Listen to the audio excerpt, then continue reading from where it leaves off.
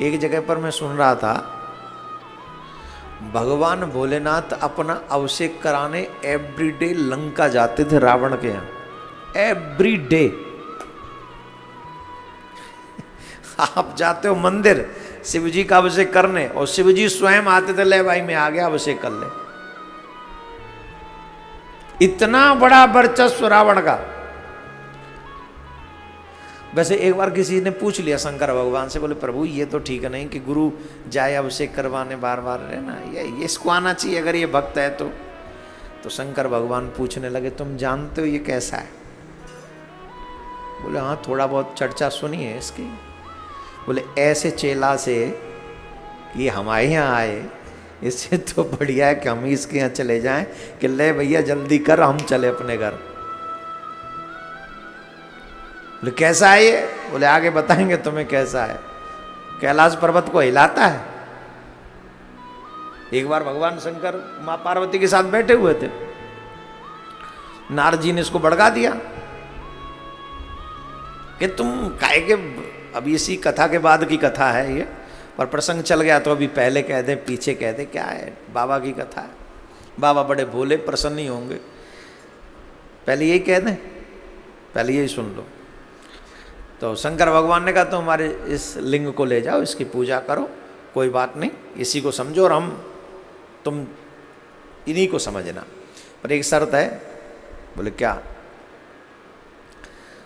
जहां तुम बीच में इसको रख दोगे वहीं फिर वहां से आगे नहीं जाएंगे हम। और रावण को गर्व था, मेरी इतनी ताकत है, मेरी इतनी पावर है, लंका जाने से पहले थोड़ी थक जाऊंगा इसको लेके। बोले जो आप किया गया, तो प्रणाम किया और उस शिवलिंग को लेकर रावण चला। और रावण चला तो भगवान को कोई लीला करनी होगी तभी तो शर्त रखी उन्होंने, नहीं बिना लीला के भगवान क्यों उसे कहते, फिर तो चले जाते, वो कहते तू चल मैं लंका में प्रकट ही हो जाऊंगा। भगवान कोई ना कोई लीला करते तभी ऐसा बीच में कुछ होता है। तो भगवान भोलेनाथ बोले ठीक है तुम लेके चलो, तो चलने लगे, लेके चले। अब रावण को शौच ने परेशान किया मध्य में, उसे मूत्रोत्सर्ग की अनुभूति होने लगी, उसे जाना था, आजकल के बच्चे के बाथरूम जाना है, लेकिन भगवान शिव का लिंग तो हाथ में है। और आजकल उतना शुद्धिकरण नहीं होता, आजकल लोग झूठे सांचे हाथों से भगवान को उठा के चलते बनते, ऐसा नहीं होना है। अगर आपने बाथरूम भी गए हैं तो आपको नहा के ही कम से कम कटी स्थान तक स्नान करना चाहिए, इतनी पवित्रता तो रखनी ही चाहिए, स्पेशली भगवान के किसी कार्य में। एक बार हम सर्दी में जब कथा होती है तो स्नान कर रहे थे तो किसी जजमान ने देख लिया, कैसी ठंड में भी नहा रहे। अरे ठंड है, एक दिन में एक बार नहाना मुश्किल हो रहा है, ये 2 बार नहा रहे हैं, क्यों? हमसे पूछा महाराज आपको ठंड नहीं लगती? मैंने लगती तो हमको भी है, पर गुरुजी बनना आसान थोड़ी, आसान है, और वो भी कथाकार। अब हम तो ऐसे भी बन सकते, गए और जो लपेटा और पहुंच गए, कौन पूछने वाला है? सिर्फ मुंह बूह साफ करके बढ़िया चकाचक चमक धमक करके हम पहुंच जाएं। लेकिन कुछ जवाब आपको नहीं, कुछ जवाब उसे देने हैं हमें। आप लोग थोड़ी पूछ पाओगे, लेकिन कुछ जवाब उसे देने हैं, और जब उसे जवाब देने हो ना तो वो जवाब क्लियर होने चाहिए, उनमें डाउट वाला काम ना रहे। हालांकि प्रारंभ में हम ऐसे भी नहीं थे जैसे अब, लेकिन धीरे धीरे जब ठाकुर ने कुछ समझाया, समय समझता है, समय समझाता है, कुछ स्थितियां समझाती हैं, और प्लस फिर गुरु कृपा से कुछ प्राप्त होता है, तो यहाँ तक व्यक्ति पहुँचता है। और राम कृपा बिनु सुलभ न सोई, वो भगवान की कृपा के बगैर संभव होता भी नहीं।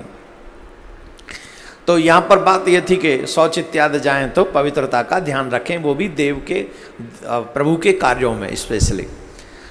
तो अब उसको बहुत तेज वेग आया है, वो करे क्या? और बाबा ने कहा कि शिवलिंग जमीन पे छिपा दोगे तो यहीं से मैं फिर आगे जाऊंगा नहीं। अब वो परेशान हो रहा था। और व्यक्ति कौन परेशान हो रहा है जानते हो? ये वो व्यक्ति परेशान हो रहा है कि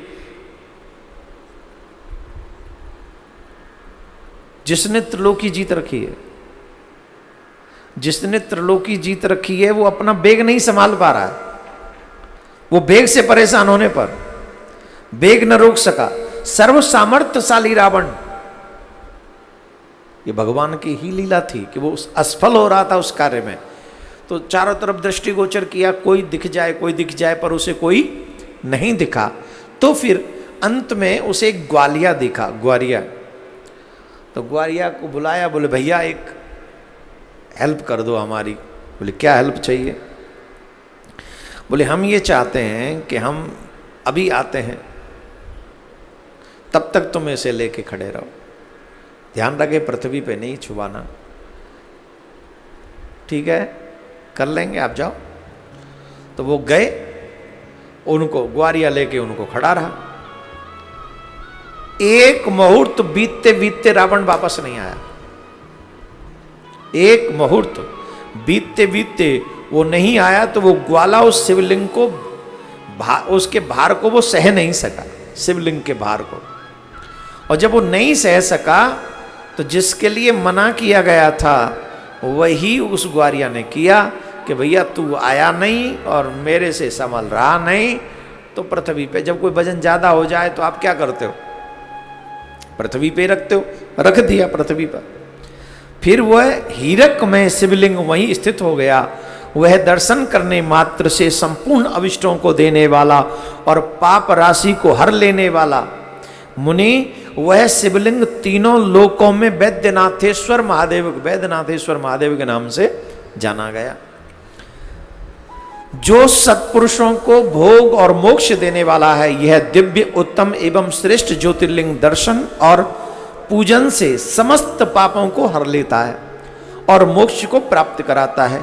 वह शिवलिंग जब संपूर्ण लोकों के हित के लिए वहीं स्थिर हो गया, तब रावण भगवान शिव का परम उत्तम वर पाकर अपने घर को चला गया। वह जाकर उस महान असुर ने अपने हर्ष को, अपनी जितनी भी उसे उपलब्धि प्राप्त हुई, अपनी पत्नी को जाके कहा। और जब पत्नी को जाके कहा तो इंद्र आदि संपूर्ण देवता और निर्मल मुनियों ने जब यह समाचार सुना, तब वे परस्पर सलाह करके वहां पर आए और उन सब ने भगवान शिव का यथोयोग्य पूजन किया। उन सब देवताओं ने समय वहां बड़ी प्रसन्नता के साथ शिव का विशेष पूजन किया और वहां भगवान शंकर के प्रत्यक्ष दर्शन करके देवताओं ने शिवलिंग की विधिवत स्थापना की और वैद्यनाथ नाम रखकर उसकी वंदना की, स्तवन करके स्वर्ग लोक के लिए चले गए। ये वैद्यनाथेश्वर शिवलिंग है 8 में। सूजी जब